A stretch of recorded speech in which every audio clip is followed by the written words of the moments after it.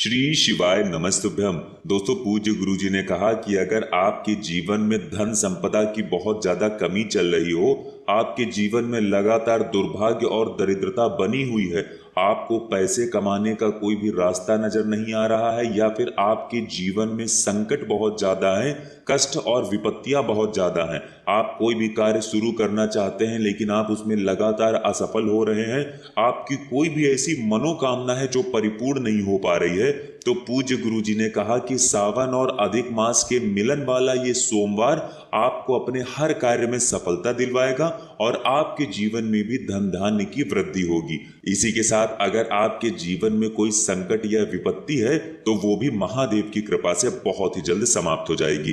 तो चलिए जानते हैं क्या है वो उपाय, लेकिन उससे पहले एक प्रार्थना, अगर आप चैनल पर नए हैं तो कृपया चैनल को सब्सक्राइब अवश्य कर लें।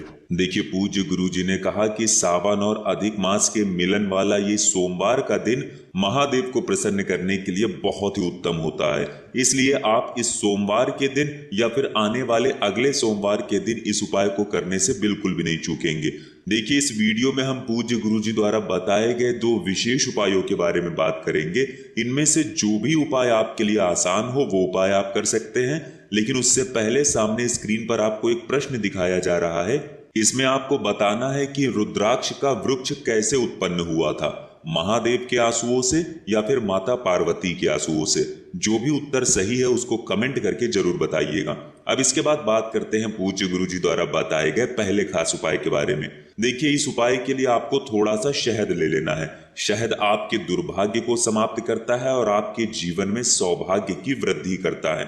फिर इसी के साथ आपको ले लेना है एक बेलपत्र। बेलपत्र लेते समय आप हमेशा ध्यान रखा करिए कि ये कहीं से भी कटी फटी नहीं होनी चाहिए, और बेलपत्र की डंडी के आखिर में जो डूट होता है यानी जो डंठल होती है वो भी आपको तोड़कर अलग कर लेना है। अगर आपके पास बेलपत्र नहीं है तो शिवलिंग के ऊपर चढ़ी हुई बेलपत्र को उठाकर जल से शुद्ध करके फिर आप उसका भी इस्तेमाल कर सकते हैं। फिर इसी के साथ आपको लेना है 11 चावल के दाने। आप चाहें तो 11 चावल के दाने ले ले, या फिर अगर आप में बहुत ज्यादा श्रद्धा है, महादेव के प्रति बहुत ज्यादा भाव है, तो फिर आप 108 चावल के दाने भी ले सकते हैं। लेकिन चावल के दाने लेते समय आपको ध्यान रखना है कि ये कहीं से भी टूटे हुए नहीं होने चाहिए, खंडित नहीं होने चाहिए, क्योंकि महादेव में हम लोग कोई भी सामग्री खंडित समर्पित नहीं करते हैं। फिर इसी के साथ सबसे आखिर में आपको ले लेना है 1 लोटा जल। लोटा आप तांबे में ले लेंगे और जल आप अपने किचन से ले लेंगे। अब ये सारी सामग्री लेकर आपको पहुंच जाना है शिवालय।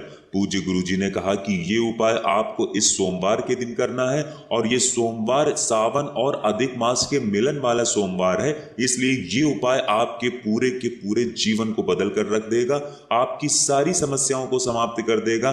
देखिए, पूज्य गुरु जी ने कहा कि इस उपाय को आप सोमवार के दिन सुबह से लेकर शाम तक किसी भी समय कर सकते हैं। जब भी आपके पास टाइम हो तब आप शिवालय जाकर इस सुंदर से उपाय को कर सकते हैं। देखिए, अब शिवालय पहुंचकर सबसे पहले आप जो शहद ले गए हैं उस शहद से आपको शिवलिंग के ऊपर ओम बनाना है। आपको अपने दाहिने हाथ यानी राइट हैंड की अनामिका उंगली से शिवलिंग में ओम बना देना है। सामने जैसे ओम बनाया है ऐसे ही आपको इसी स्थान पर शिवलिंग में ओम बना देना है, और आपको अपने जीवन में जो दुर्भाग्य चल रहा है उसको दूर करने के लिए महादेव से प्रार्थना कर लेनी है।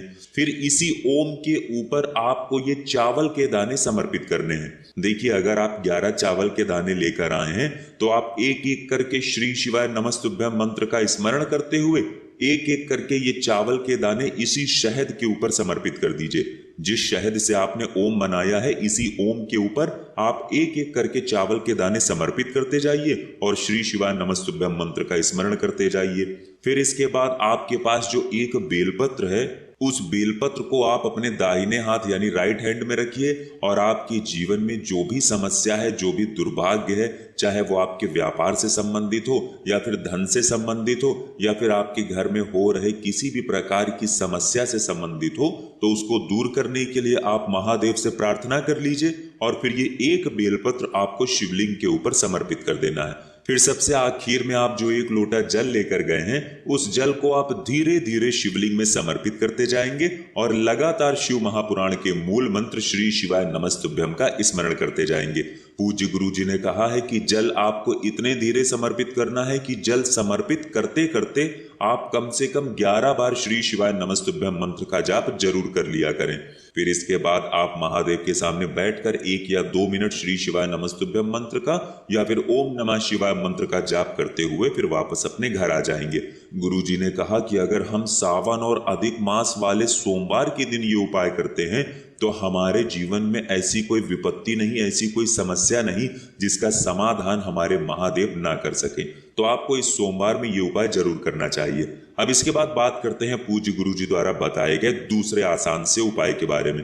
देखिए, ये उपाय बहुत ही आसान है और ये उपाय भी आप पूरे सोमवार के दिन में किसी भी समय कर सकते हैं। इस उपाय के लिए आपको सिर्फ एक चावल के दाने की जरूरत पड़ेगी, लेकिन चावल का दाना टूटा हुआ नहीं होना चाहिए, खंडित नहीं होना चाहिए। साथ ही साथ आपको एक बेलपत्र की जरूरत पड़ेगी, लेकिन फिर से वही बात, बेलपत्र कहीं से टूटी हुई नहीं होनी चाहिए। और फिर इसके बाद आपको इसी में जरूरत पड़ेगी एक हरा मूंग की। एक हरा मूंग जिसे खड़ा मूंग भी कहते हैं या फिर जिसे साबुत मूंग भी कहते हैं। जो साबुत मूंग होता है वही खड़ा मूंग कहलाता है। उसी एक साबुत हरे मूंग की आपको जरूरत पड़ेगी। और सबसे आखिर में आपको जरूरत पड़ेगी 1 लोटे जल की। ये चारों सामग्री लेकर आप पूरे दिन में किसी भी समय पहुंच जाएंगे शिवालय। ये उपाय भी आपके जीवन से धन धान्य की समस्या को समाप्त करेगा, या फिर आपके व्यापार में अगर कमी हो रही है, आपकी नौकरी में कोई समस्या चल रही है, आपके विवाह में विलंब हो रहा है, या फिर आपके जीवन में किसी भी प्रकार की विपत्ति संकट चल रहे हैं, तो गुरु जी ने कहा कि ये उपाय भी आपके सारे संकटों को दूर कर देगा। देखिए, शिवालय पहुंचकर सबसे पहले आप एक काम किया करिए कि अगर शिवालय में भीड़ नहीं है तो फिर आप दक्षिण दिशा में बैठकर उत्तर दिशा की तरफ अपना फेस कर लिया करिए। लेकिन पूज्य गुरु जी कहते हैं अगर शिवालय में भीड़ है तो फिर आप किसी भी दिशा में बैठकर पूजा प्रार्थना कर सकते हैं। अब देखिए, आप जो एक हरा मूंग का दाना लेकर आए हैं, उस हरे मूंग के दाने को शिवलिंग के ऊपर समर्पित कर देंगे और कुंदकेश्वर महादेव के नाम का स्मरण कर लेंगे। किनका स्मरण कर लेंगे? कुंदकेश्वर महादेव के नाम का स्मरण करते हुए ये एक हरा मूंग का दाना शिवलिंग के ऊपर समर्पित कर देंगे। फिर उसके बाद आप जो एक चावल का दाना लेकर आए हैं, उस चावल के दाने को शिवलिंग के ऊपर समर्पित कर देंगे और चंद्रमौली महादेव के नाम का स्मरण कर लेंगे या फिर सोमेश्वर महादेव के नाम का स्मरण कर लेंगे। और आपके जीवन में जो धन से संबंधित दिक्कत चल रही है उसको दूर करने के लिए महादेव से प्रार्थना कर लेंगे।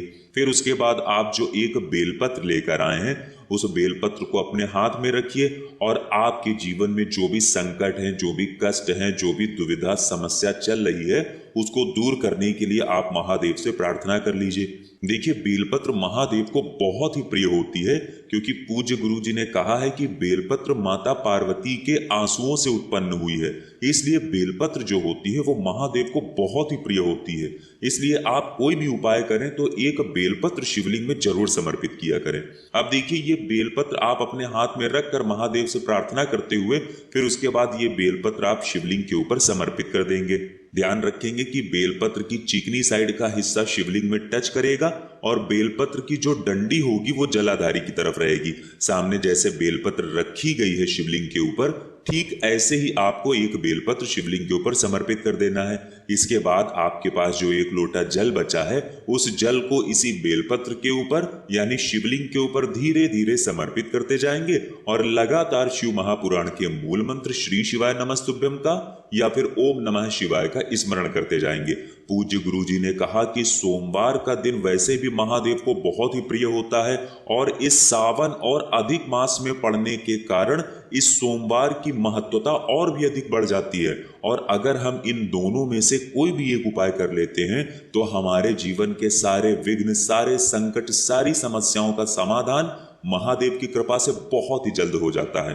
तो दोस्तों, ये थे पूज्य गुरु जी द्वारा बताए गए 2 बहुत ही विशेष उपाय। अगर आपको जानकारी अच्छी लगी हो तो वीडियो लाइक करिएगा। मिलते हैं फिर एक नए वीडियो के साथ। श्री शिवाय नमस्तुभ्यम।